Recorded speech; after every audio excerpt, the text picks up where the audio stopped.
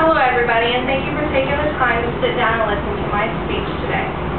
Today my speech will be over the various causes for becoming overweight or obese.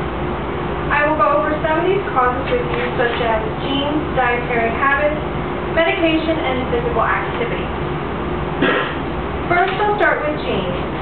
Genes contribute to obesity by affecting the body in many different ways, such as the appetite, sense of fullness, rate of body's metabolism, food desire, and body fat distribution.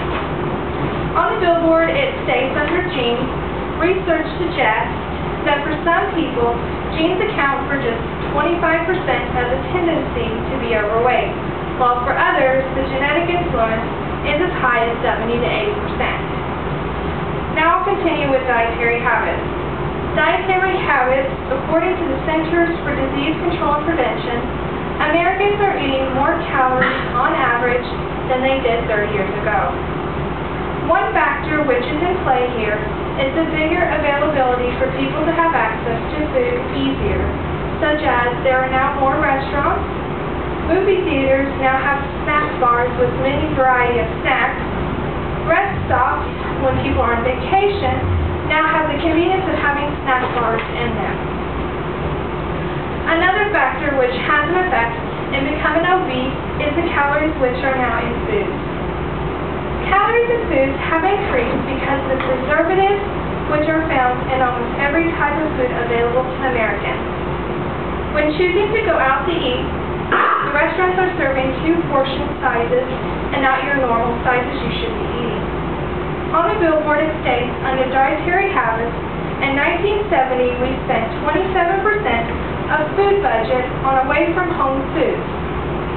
Today, that percentage has risen to 46%. It also states, in 1 year, an average American adult eats 40 pounds of white bread, 41 pounds of potatoes, 30 pounds of cheese, and 77 pounds of added fat such as butter, lard, and cooking oil, and wash it all down with 52 gallons of soda. Now I'm going to talk about making your own meals versus going to McDonald's. Making your own meals can be quite expensive, and with going to McDonald's, it's a little bit more inexpensive and it's more convenient to people these days. So that's why it's easier for people to go to McDonald's. Now I'll continue with medication. Medication can also affect someone to becoming overweight or obese. Quite a few medications can cause weight gain as a side effect and increase appetite and slow your metabolism. Some medications with this side effect are hydrocortisone, which reduces inflammation, Zoloft or Prozac, which are an antidepressant. On the billboard it states under medication, people need to be aware of their medication because of the side effects. If someone is unable to control their weight gain, there are many different medications which can be used for the same condition, but without the same side effects. I'll continue with physical activity. With no physical activities, our bodies will soon become overweight or obese. Researchers state that people need to be active at least once a day or every other day, from a half an hour to an hour a day.